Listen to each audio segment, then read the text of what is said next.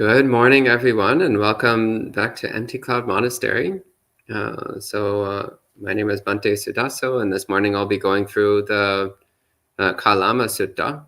So this is a very famous discourse that is especially popular in modern times, but it's also a discourse which is often misused. So it's important to look at what the Buddha said in this discourse and to really understand it within the context of the Pāli Canon as a whole. Another very important thing to note about this sutta is that although, as I mentioned, it's very commonly referenced these days, often when it's being referenced, only the first half of the sutta is referred to.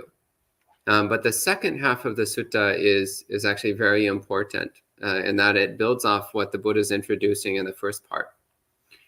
So again, it's quite important that we take the whole sutta, so not just a part of it, and also that we understand how this sutta fits into the context of the Pāli Canon as a whole.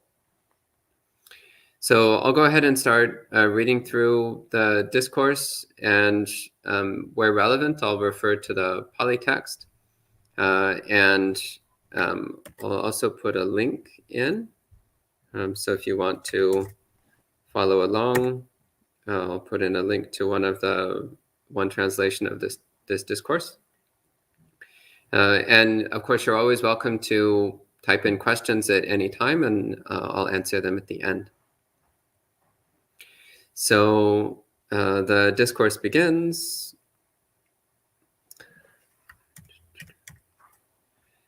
So this is the Kalama Sutta. It's also sometimes called the Kesaputti Sutta, but most commonly it's known as the Kalama Sutta, so the discourse to the people of Kalama. So this is from the Anguttara Nikaya, chapter 3, sutta number 66. The sutta begins. Thus have I heard. On one occasion, while the Blessed One was traveling among the Kosalans, accompanied by a large community of monks, he approached a Kalaman town called Kesaputta. The Kalamas of Kesaputta heard, the contemplative Gautama, a Sakyan who went forth from the Sakya clan, has arrived at Kesaputta. A good report of the Honorable Gautama has been spread about in this way. He is the Blessed One, an Arhat, a rightly self-awakened one. He is perfect in knowledge and conduct, sublime, knower of the world, unsurpassed trainer of trainable people, teacher of celestial and human beings, enlightened and blessed. So those who are used to Pāli chanting might recognize these verses as being the standard recollection of the Buddha. Itipiso bhagava arahang samma sambuddho, etc.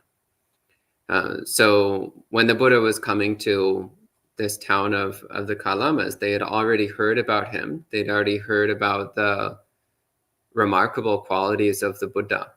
They'd already heard that he was a fully awakened being who was completely perfect in every way. So it goes on, so talking about the reputation that the Kalamas had heard about the Buddha. It says, having realized it for himself with his own higher knowledge, he explains this world with its angels, demons, and gods, this generation with its contemplatives, priests, celestial, and human beings. He teaches a Dhamma that is wonderful in the beginning, wonderful in the middle, and wonderful in its conclusion, with the right meaning and phrasing. He demonstrates a spiritual life that is completely perfect and totally pure. It is good to see such worthy beings. So again, this is the reputation that was starting to spread. So after the Buddha had been awakened for some time and teaching for some time, then there started to be, again, this reputation spreading around that there was this incredible spiritual teacher. And someone who is teaching, again, not just from intellectual reasoning or logic or faith or anything of that sort. Someone who is teaching not just based upon tradition or based upon hearsay, but someone who had actually realized for himself the true nature of reality. And therefore, he was talking from personal experience. So the sutta continues. Then the Kalamas of Kesaputta approached the Blessed One. After approaching, some paid respects to the Blessed One and sat to one side. Some conversed with the Blessed One, and after the appropriate polite talk was finished, they sat to one side. Some held their hands in Anjali and sat to one side. Some announced their name and clan and sat to one side. And some remained silent and sat to one side. So this also is interesting because here you can see that some people approach the Buddha in a very respectful way. So starting with bowing to him and sitting down. Others just conversed like, hello, how are you doing? How's your health? And then sat down to one side. Others made Anjali. So some made Anjali and some did not. Some announced who they were. So it's just like, hello, my name is Bhante Suddhaso. And then they sit down. And others just showed up and sat down without saying anything. So this indicates that these are, one, they're clearly not yet Buddhists. If they were all Buddhists, then they would have all started with paying respects to the Buddha. So this variety of responses shows that the Kalamas they weren't really sure about the Buddha yet. They didn't know yet whether or not this was a trustworthy or reliable teacher. The statement of sitting to one side, you see this all throughout the suttas. So this also was a standard thing when one went to see a teacher. You wouldn't sit directly in front of them. It was considered rude to sit directly in front of the teacher. But instead you would sit at least a little bit to the side. So you see this all throughout the discourses. The sutta continues. When they were all seated to one side, the Kalamas of Kesaputta said to the Blessed One, Bhante, some contemplatives and priests come to Kesaputta. They explain and glorify their own doctrine and revile, criticize, condemn, and denigrate the doctrines of others. Bhante, other contemplatives and priests also come to Kesaputta. They also explain and glorify their own doctrine and revile, criticize, condemn, and denigrate the doctrines of others. Bhante, regarding this, we are full of uncertainty and doubt, thinking, among these honorable contemplatives and priests, who has spoken truthfully and who has spoken falsely? So this is actually quite a reasonable statement they're making. They're saying that there's a lot of spiritual leaders who, they all have their own doctrines, their own ideas about what's right and what's wrong. And all of them seem to think that only they have the right answer and everybody else is wrong. So the Kalamas are quite confused. They don't know who to believe. So one week you get some monks showing up and teaching one thing, maybe saying that your choices don't matter and everything is predetermined. And then the next week, another monk shows up and he's teaching that actually all your choices matter and your world is shaped by the decisions you make. So the Kalamas are like, well, how do we know who to believe when every teacher who comes through is teaching something different and their teachings contradict each other? And each one seems to think that only their teachings are correct. And the Buddha replies in a very compassionate way. I actually really appreciate his reply. The Buddha says, Kalamas, it is reasonable for you to be uncertain. It is reasonable for you to doubt. Your circumstance is a basis for uncertainty and doubt. So I really appreciate this because the Buddha actually starts off by acknowledging, of course, it's difficult to know what's true. It's difficult to know who you can believe. It's difficult to know the right way to practice, especially when you're getting this stream of different teachers and they're all saying different things.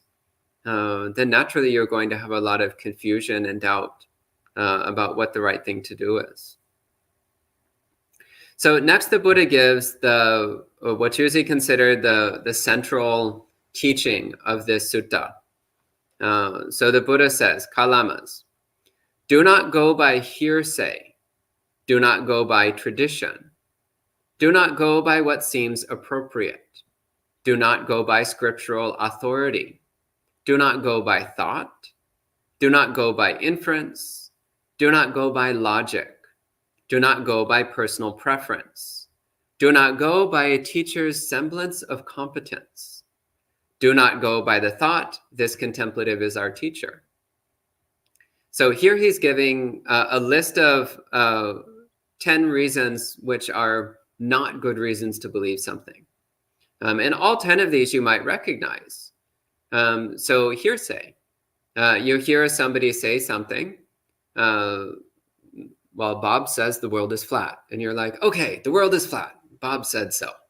It's like, well, but is it true? How do you know? Do not go by tradition. So it's traditionally understood in your culture that the world is flat. Well, okay, that doesn't mean the world is flat. It just means that's a traditional understanding. Do not go by what seems appropriate. Again, you look out, the world looks pretty flat, and you're like, well, I think it's appropriate to believe the world is flat. Well, okay, that might seem appropriate, but that doesn't mean it's true. Do not go by scriptural authority. So some person wrote down on a piece of paper, the world is flat. And maybe they print out a bunch of books, the Bible of Flat Earth Theory, and they distribute these books. Does that mean the world is flat just because it's written in a book? No, not necessarily. And of course, at the time of the Buddha, normally you wouldn't write things in books. Books were actually extraordinarily rare. At the time of the Buddha, it wasn't a common thing. Instead, normally things were passed down through memorization and recitation, but it amounts to the same. So this was actually the standard form that Brahmanism was passed down through. It was passed down through people memorizing and reciting these long scriptures from the Brahmanical tradition. And it was like, well, we've been reciting and we've been memorizing and reciting these for thousands of years, therefore they must be true. It's like, well, no, not necessarily. Just because something's been a scriptural tradition for a long time doesn't mean it's true. Lots of things can be in scriptures that are wrong. That's actually why you start comparing the scriptures of all the different world religions these days, and you can see how much they contradict each other. So they can't all be true. It's simply not possible. So scriptural authority alone is not sufficient for believing something. Next, he says, do not go by thought. This also is quite important because, again, what do we sometimes do? We sometimes think a lot about something and we come to some conclusion. It's like, well, okay, I think the world is flat. Well, good for you. That's a nice thought, but it doesn't make it true. It just means it's something that you thought up. Actually, there's a person I know who doesn't really have any particular religious or spiritual beliefs, but he formed this belief that he has an energetic body, and when he dies, his energetic body will blend back in with the universe and become part of nature. And it's like, well, that's a nice thought, but where did you come up with this? And he actually admitted that he just made it up one day and he believes it because he likes it. And it's like, well, I mean, okay, but that doesn't mean it's true. You can think up whatever you want, but that doesn't mean it's true. I just pay attention to small children playing make-believe. They can think up all kinds of wonderful things and believe them. That's actually the name of the game, make-believe. Like, make yourself believe something that you've invented. Doesn't mean it's true. However, this is not just a children's game, as it turns out. It's also an adult's game. It's an everyone's game. Everyone likes to make up things and then believe them.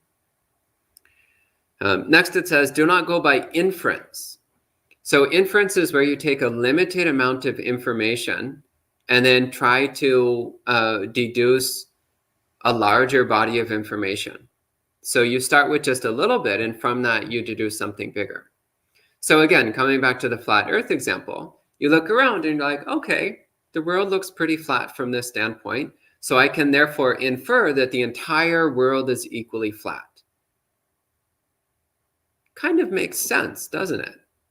But that's only because you're starting from a very limited field of view, which is just what you can see with your own eyes. Next, it says, do not go by logic. So logic actually is a really wonderful tool. And if the logical process is applied perfectly, then you get perfect results.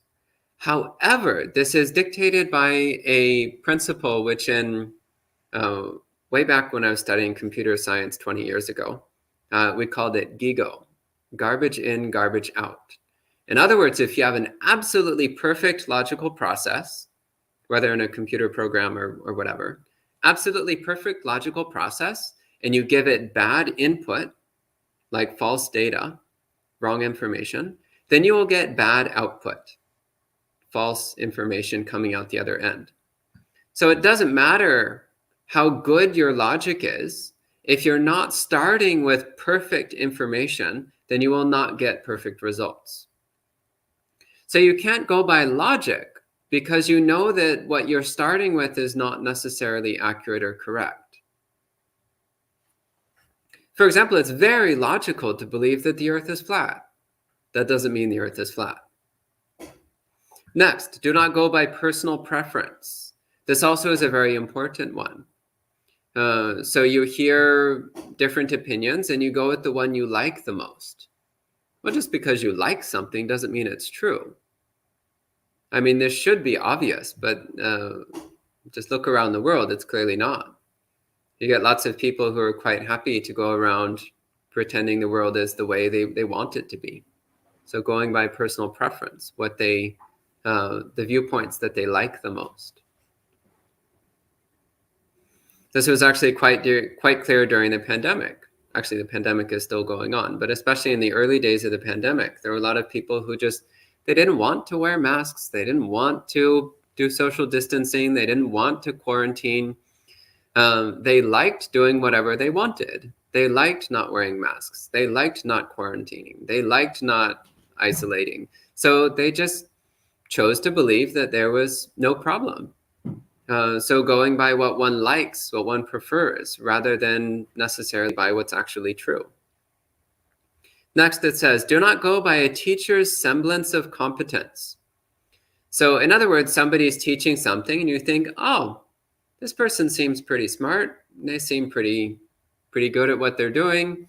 Their presentation is very well polished, very eloquent. I think I'll believe what they're saying. Well, again, not necessarily. There's lots of very competent, intelligent, clever, charismatic people who are saying utter nonsense. So just because a teacher seems to be pretty smart or pretty clever doesn't actually mean that what they're saying is correct or true. So this also is something which is quite visible in modern spiritual communities, and it's been true for thousands of years. I mean, the Buddha was talking about this almost 3,000 years ago. So you get some guy. So John Smith writes a book about meditation and how to be a few percent happier. And everyone's like, oh, this guy seems really competent. We'll go with what he says. Well, it doesn't mean it's correct. It doesn't mean it's right. It doesn't mean it leads to awakening. What it does mean is that that guy's making a lot of money from you buying his books. But it doesn't mean that his teachings are remotely correct. Next it says, do not go by the thought, this contemplative is our teacher. In other words, don't believe something just because your teacher says it. So this also is a very common downfall, even in Buddhist communities. I've actually seen this quite a lot, where someone will say, okay, so Reverend so-and-so is my teacher. So Reverend Smith says it, therefore it must be true because they're my teacher. And I believe everything my teacher says, and I do everything my teacher says. But this is not what we do in Buddhism. So in Buddhism, we are not expected to blindly follow the authority of a teacher. So even the instructions we get from our teachers are things that we are to carefully examine and question and consider and try to evaluate for ourselves whether it's true or not, whether it's applicable or not. So in Buddhism, it's actually not required to have a single teacher. You can have many teachers, but whether you have one teacher or many teachers, you're still expected to question and consider what they're saying. So to always take everything with a grain of salt and to evaluate it and reflect upon it instead of simply believing it automatically just because your teacher said it. So I should point out also that the idea of my teacher is very much rooted in the sense of self. So I've also seen this many times, again, especially in Buddhist circles, because that's where I've spent most of my life at this point, is in Buddhist circles, but especially outside of Buddhist circles as well. So someone says, well, my teacher is Reverend Smith. And someone else is like, well, my teacher is Reverend Jones. And someone else, well, my teacher is Venerable so-and-so. And it's like, well, it becomes an extension of your self-identity. I am the student of that person. It becomes part of who we think we are. And therefore, it creates this feedback loop where you need to reinforce your identity by more blindly following that teacher's statements. So we really want to work on relinquishing self-identity and cultivating an effort to directly understand truth on its own terms. So not just relying upon a teacher's authority. So then the Buddha says what you actually should use for evaluating truth. He said, instead, Kalamas, when you know for yourself, in other words, through your own direct experience, you know for yourself through direct experience. When you know for yourself, these phenomena are unwholesome, blameworthy, condemned by the wise. When committed to, they lead to harm and suffering, then abandon them. So this is a very, very simple criteria. Look at your own experience. So any activity that you do, any thought that you think, any emotion that you fuel, so anything whatsoever, books that you read, movies that you watch, doesn't matter, anything whatsoever. When you engage in it, does it increase your suffering? Does it harm either yourself or others? Then it's something to be avoided. Is it something which is unwholesome, blameworthy, and condemned by the wise? Well, this actually is a little bit harder to tell in the beginning because it's not always easy to tell who's wise and who's not wise. But as your practice develops, then you'll start to get a sense of who's wise and who's not wise.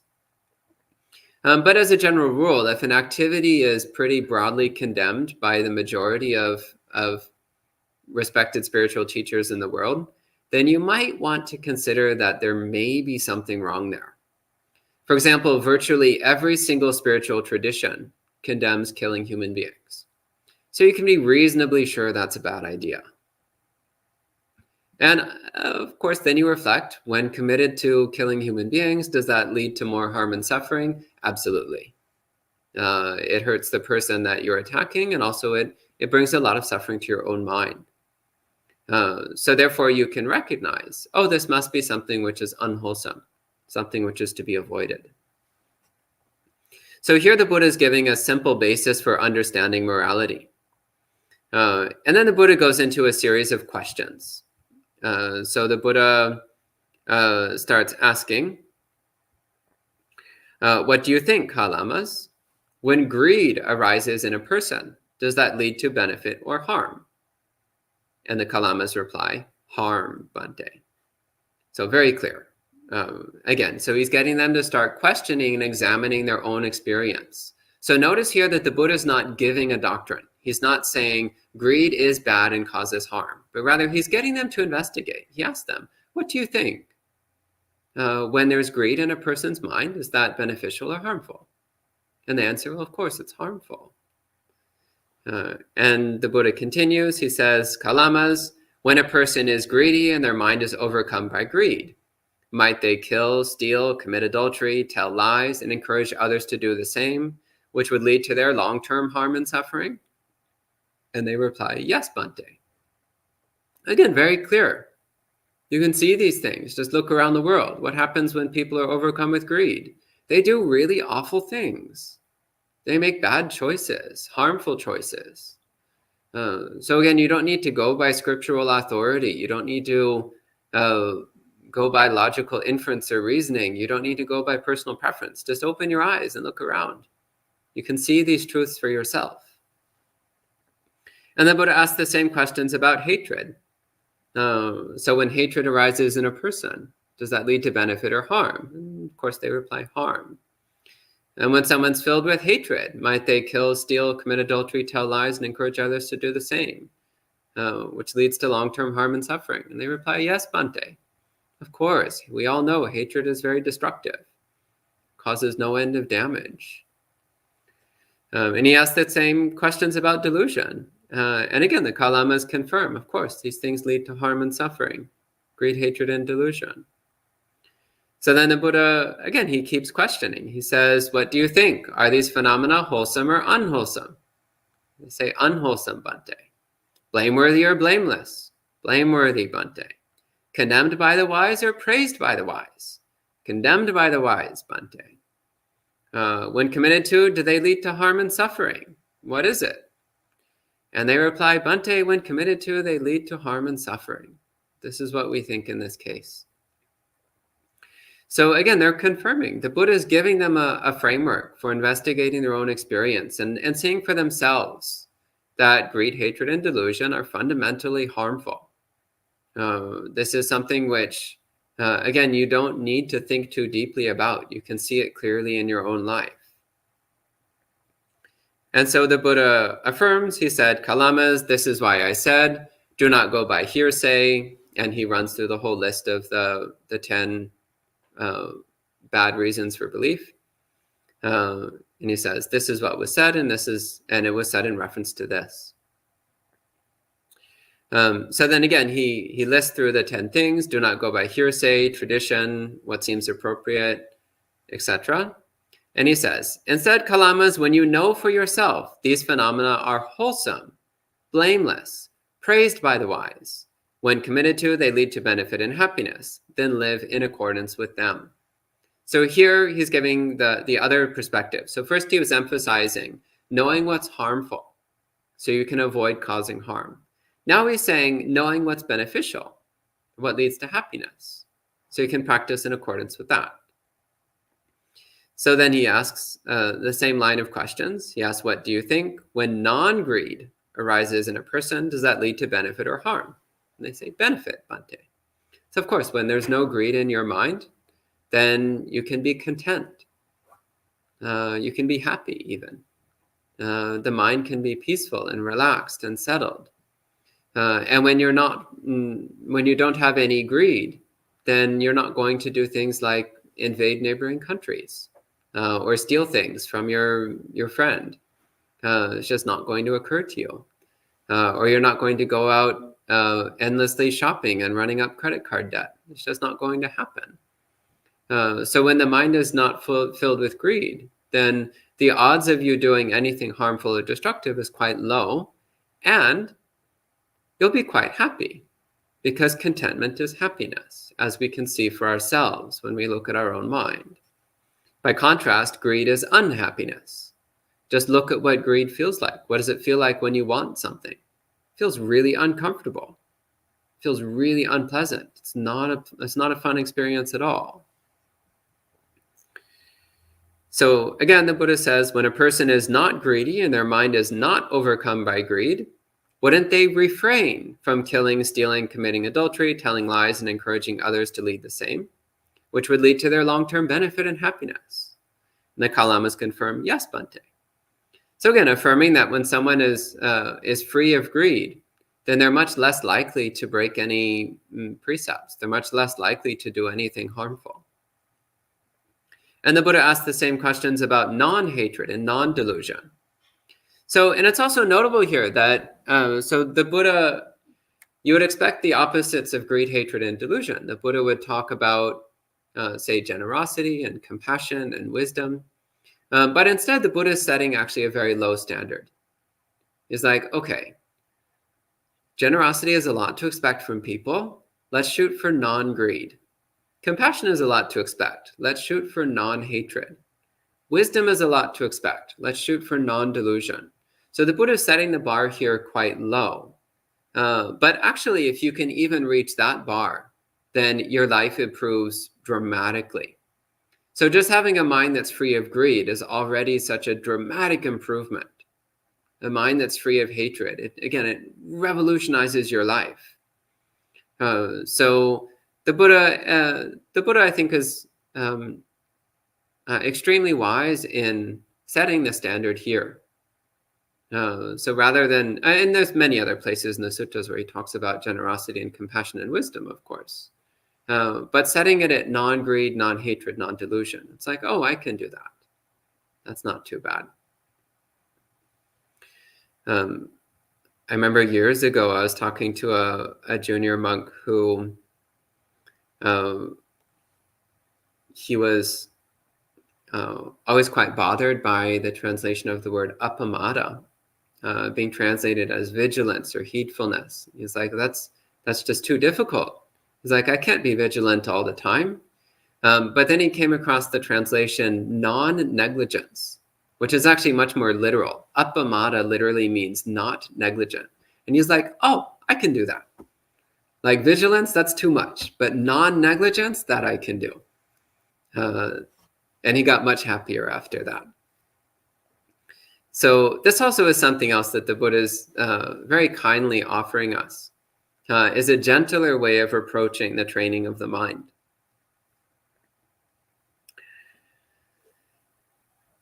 So then the Buddha, again, he goes on to ask, what do you think? Are these phenomena wholesome or unwholesome? And they reply, wholesome, Bhante.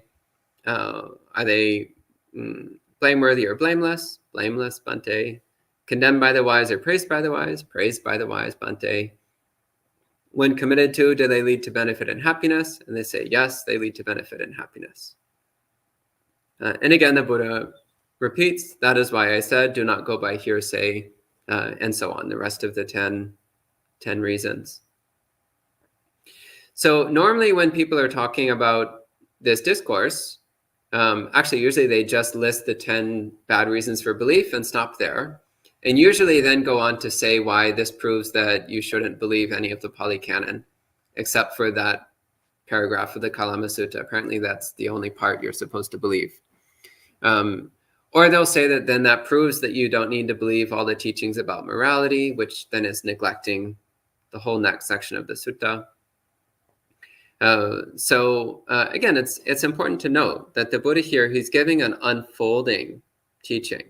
So he starts with the 10 wrong reasons for belief. Actually, he starts by acknowledging that there's doubt and confusion when you get conflicting instructions from teachers. Then he goes through the 10 wrong reasons for belief.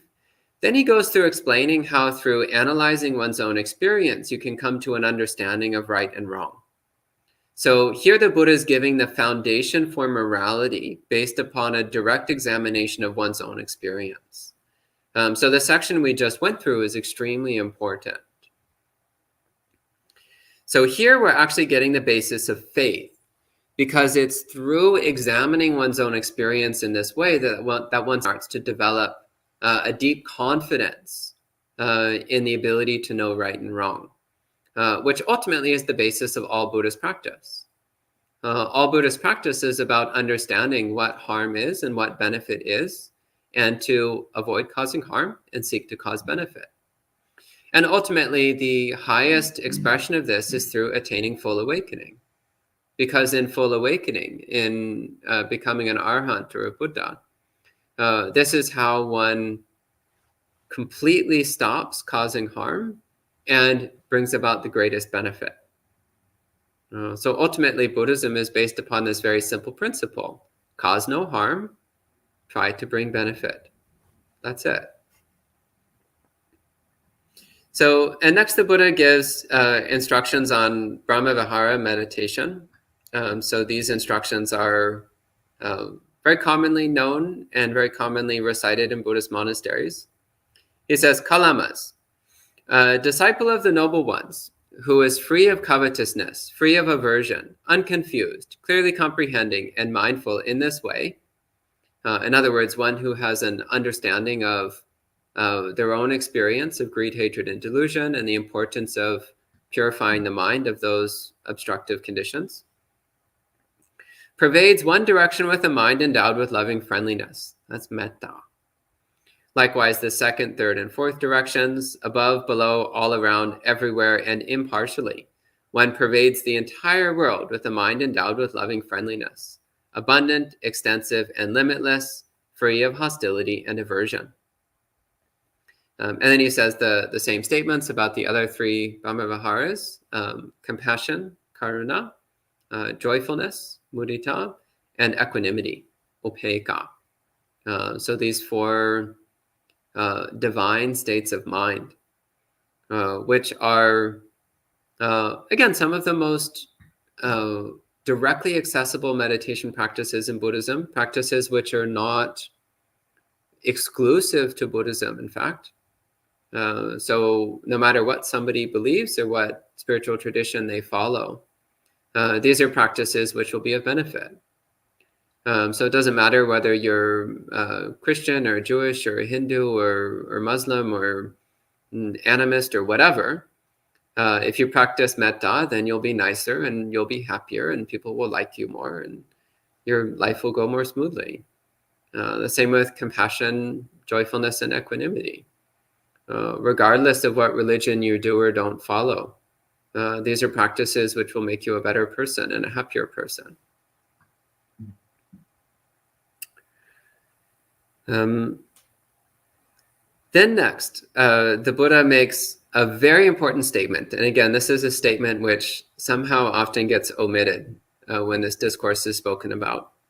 The Buddha says, when a disciple of the noble's mind is free of hostility, free of affliction, free of impurity, and purified in this way, so in other words, through reflecting on morality and the importance of morality, and then cultivating this mind of loving kindness, compassion, joyfulness, and equanimity, the Buddha says, there are 4 assurances one has attained about the visible world. In other words, there's 4 things you can be certain of. And these are the 4. He says, if there is another world, and there are effects and results of good and bad deeds, in other words, karma, so if there is karma in rebirth, then when I am separated from this body after death, I will arise in a good destination, a heavenly world. This is the first assurance one has attained. In other words, if you practice morality and cultivate the Brahmaviharas, then if there actually is karma in rebirth, then you're going to be reborn in heaven. That's great. So you can have the joyfulness of knowing that you're bound for a good place. Next, he says, if there is no other world and there are no effects or results of good and bad deeds, then in this visible world, I keep myself free of hostility, free of affliction, untroubled, and happy. This is the second assurance one has attained. In other words, if there's no such thing as karma in rebirth, if it actually is YOLO, you've just got this life, well, that's okay, because actually living a life of morality, of harmlessness, a life characterized by kindness and compassion, equanimity, that's a very happy, pleasant way to live. So greed and hatred are immediately painful, whereas contentment and compassion are immediately pleasant. So you don't actually have to wait for future lives. You can see how living a life of purity is already a joyful experience. So even, the Buddha says, even if there's no karma in rebirth, you still know for sure that you're living a happy life here and now. Then the third assurance, he says, if harmful deeds return to the doer, then I know that since I have done nothing harmful, suffering cannot touch me. This is the third assurance one has attained. In other words, if bad karma comes back to you, well, you're not making any bad karma, so you don't have to worry about anything. In fact, you can have the confidence of knowing that you're only making good karma, and so you will only get good results. Next, he says, the fourth assurance, he says, if harmful deeds do not return to the doer, then I see myself as pure in both ways. This is the fourth assurance he has attained. In other words, if harmful deeds don't come back to you, so if there's no such thing as karma, then that means you're automatically pure. So you don't have anything to worry about there. But also you're still cultivating purity in your actions. So in this way, you're pure in both ways. You're innately pure in the sense that bad karma can't come back to you. And you also are pure by choice. and that you're choosing to live in a pure way, in a wholesome way. So in other words, through these 4 assurances, the Buddha is pointing out that basically, regardless of whether or not karma and rebirth are true, it's still of great benefit to live a moral life. It's still of great benefit to try to purify your mind from greed, hatred, and delusion. It's still of great benefit to cultivate kindness, compassion, joyfulness, and equanimity. These are still qualities of mind which lead to a wonderful life. And if there is karma and rebirth, then you'll get a good destination. There's another discourse. I actually don't have the reference here right now. I don't have the reference here right now, but there's another discourse where the Buddha goes through a similar explanation of basically why you should believe in karma and rebirth. But in it, he also gives the opposite. So like if somebody does bad deeds, then if there is karma and rebirth, well, they're going to hell. If there's no karma and rebirth, well, then they suffer in this life. It's actually really noticeable. So I remember back before I got into Buddhism, I was actually very greedy. I was very overcome with desire for sensual pleasure. And I was not happy. It was the feeling of this endless, bottomless hunger, which I could never satisfy, could never fill, no matter how much I tried. That's not a pleasant life. You think it's pleasant because in theory you can get whatever you want, but in actuality you never stop wanting. You're just throwing things in this bottomless hole, and the hole never fills. Of course, similarly with hatred. No matter how much you hate, there never stops being things to hate. So the mind is just always rolling around in this festering pit of aversion and negativity. And trust me, there's no end of things to hate. I'm a hate type, so I know from personal experience. And of course, delusion. When the mind is always separated from reality, it's always lost in its own misunderstandings and misconcepts. It might seem pleasant, but ultimately it means that you're always out of touch with reality. You're always a disconnect with the people around you and the circumstances you're in. So you inevitably wind up experiencing unpleasant and harmful conditions. So ultimately then what the Buddha is pointing to here is that it's always worth acting as though karma and rebirth are true. Even if you can't be sure for yourself, it's worth acting as though they are. And of course, there's many other suttas where the Buddha gives clear explanations of why we should believe in karma and rebirth and why they definitely are true. He doesn't go into that on this occasion because, again, he was talking to people who were very new to Buddhism and who really didn't know what to believe in yet. So here the Buddha is laying down the groundwork, the foundation for faith in Buddhism. So the Buddha is not going into deep or complex teachings at this time.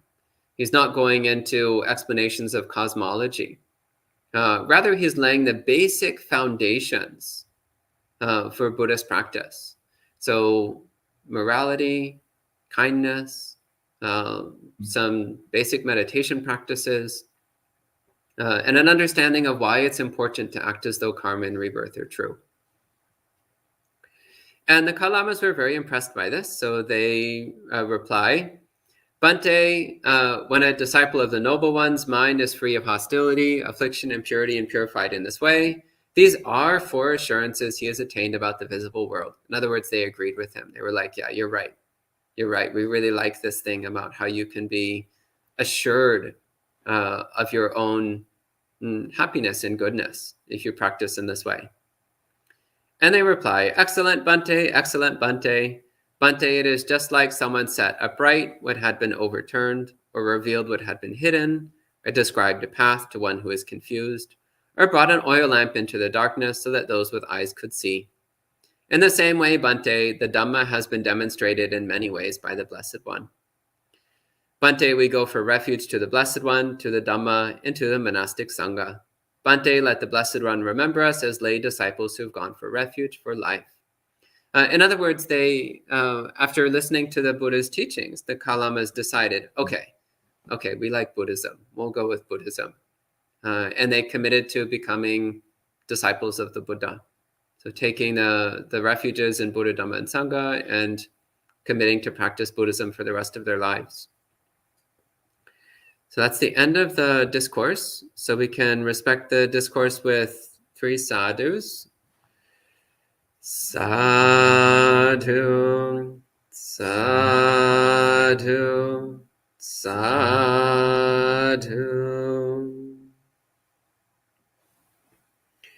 And at this time, I'll take any questions that people might have. Hello to everyone who's joining in so far. So hello to Elaine, Jayanta, Sud, Sarah, Manal, Egod, Ruos, Shadow of Label, Majestical, Nawang, Vilas, Samin, Charles Lee, John, Khmer, Kumu, Wat Buddhapanya, Morgana.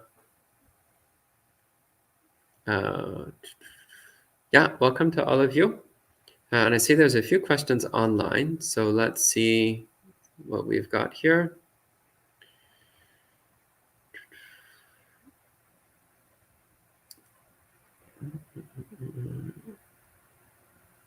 Shadow of Label asks, is it arrogant to be my own teacher while having other teachers? I'm not really sure I understand what you're saying here. Ultimately, we always have to be our own teachers because we are the only ones who directly know our own experience. But it is also extremely important to have external teachers because that helps to constantly check our views. If we rely only on our own views, then it's very easy to get lost in misinterpretations and misunderstandings and misperceptions. And the voice of external teachers is something which the Buddha emphasized over and over again as being extremely important. Of course, you can't rely 100% on what external teachers say, but you also can't rely 100% upon your own opinions. But rather through getting input from outside sources and constantly questioning and reevaluating your internal views, then you can start to get closer and closer to actual truth. So it actually is important to have outside teachers. And for this, I usually recommend Buddhist monks, so bhikkhus and bhikkhunis who have been practicing for some time and who have a deep understanding of the suttas and deep meditation practice. These are great people to have as teachers. But you also need to constantly evaluate your own experience and constantly try out the practices being taught and to see how they affect you. And also study the suttas on your own so that you have a way of understanding what your teachers are talking about. So I'd say, no, it's not arrogant to be your own teacher while having other teachers, as long as you understand that you need input from multiple sources if you want to have a clear understanding of truth.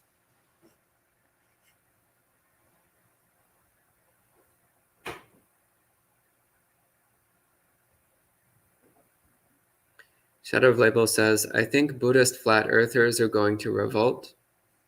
I didn't know there were any. There's only a handful of flat earthers left these days.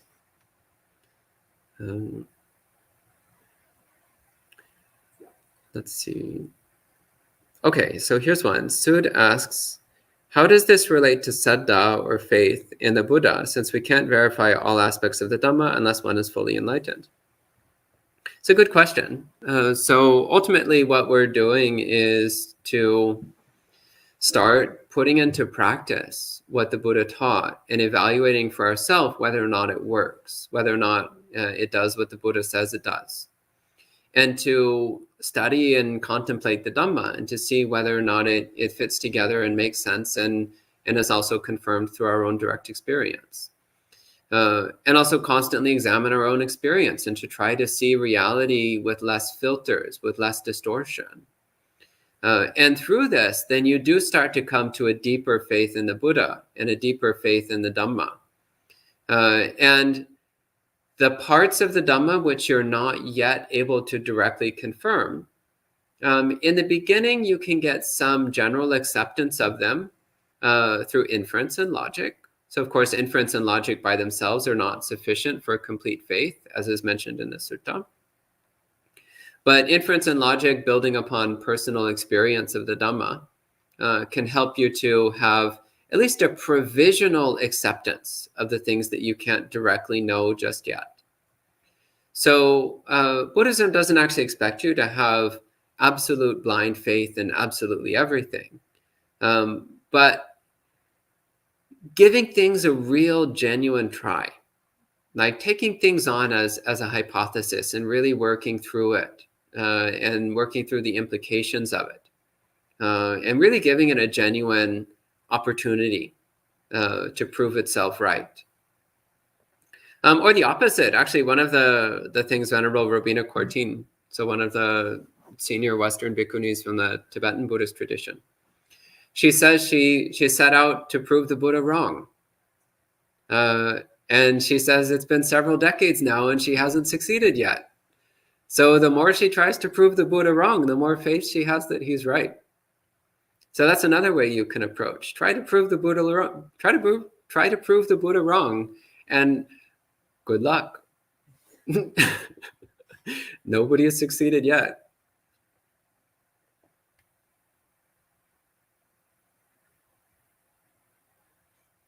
Kumu says, I feel that faith increases in small amounts initially, and with time becomes more and more rapid as one realizes the truth of the teachings via personal experiences. Yeah, exactly. Exactly true. Kumu says, it is like the famous Pascal's wager, which was applied to the existence of God, isn't it? Whether you believe or not, it is beneficial for you to accept karma and rebirth are true and live that way. Yeah, so Pascal's wager is actually very good logic. Where he made a tremendous mistake is that he only applied it to Christianity. But actually, Pascal's wager applies equally well to almost any morality-based belief system. So for those who aren't familiar, Pascal's wager was, it's been years now since I've actually read how Pascal phrased it. It's been more than 20 years. I think it's similar to the Sutta. I don't know if you're thinking that, the safe bet. Yeah. Pascal's wager, if I recall correctly, he's basically saying that if God exists and you believe in him and act accordingly, then you're going to heaven. And if God does not exist and you believe in him, well, it doesn't matter. If God exists and you don't believe in him, well, you're going to hell. If God doesn't exist and you don't believe in him, then it doesn't matter. So Pascal's conclusion was, well, you might as well believe in God and be a good Christian, because then you get the best case result in all scenarios. Which is actually good logic. It's basically exactly the same logic that the Buddha applied 1,000 years before Pascal. In fact, maybe Pascal stole this from the Buddha. So it's ironic. We often call this sutta the Buddhist version of Pascal's wager, but actually we should call it the other way around. Is this a French philosopher? I think so. I've never heard about that. He's very popular in American Protestants in particular. Okay. Often quote him. What does that mean, wager? So it's like a bet. So you have two options. Either Christianity is true or it's false. Okay. So Pascal, you understand? Yes, I do. Yeah. I've never heard the word wager before. Yeah, so we should say that it's actually the Buddha's wager, and Pascal plagiarized it. Yeah.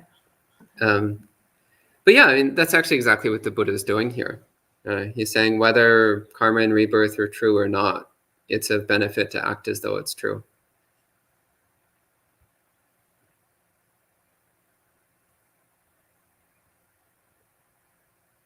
So Shadow of Label asked a rather complex run-on question, which I don't really understand. Can karma and rebirth be a good model when I'm feeling down or someone manipulating guilt by accepting death and wait for a big bang of energy release to regain confidence in self and wasn't wrong. I'm sorry, I really don't understand. Maybe if you could condense, shorten, and rephrase your question, I'll try to answer. But I really don't get what you're trying to ask. I'm sorry. I see. May I say what I Yeah, think? go I mean, ahead. I don't know the person, but I suppose to me it means, if believing in karma and rebirth can give you some motivation, when you feel down and you feel totally unmotivated, then and certainly it can, I think, yeah. I think that's how I understand it, a bit complicated expressed. Yeah. I mean, that actually is something important. If you are having difficult experiences in your life, then actually you can reflect on your own goodness. Reflect on all the good karma that you're making through following precepts and practicing the Buddha's teachings.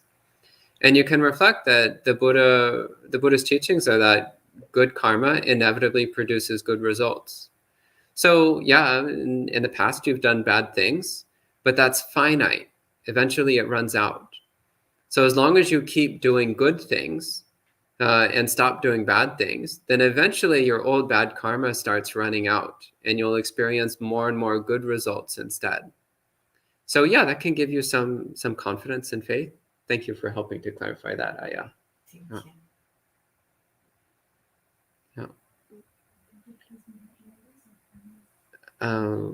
There's lots of people on this call, huh? There are, yes. Yeah, plenty of people joining in and making comments. Observator asks, what to do when we do not know whether we are making the right or wrong decision?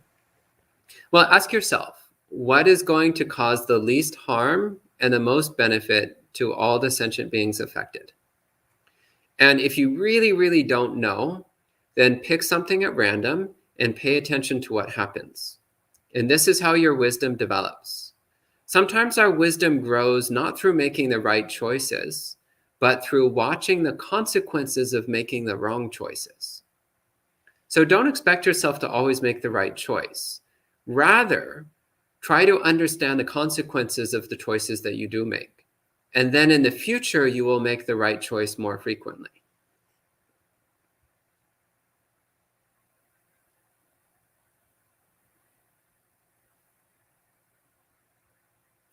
And that's the end of the questions from online.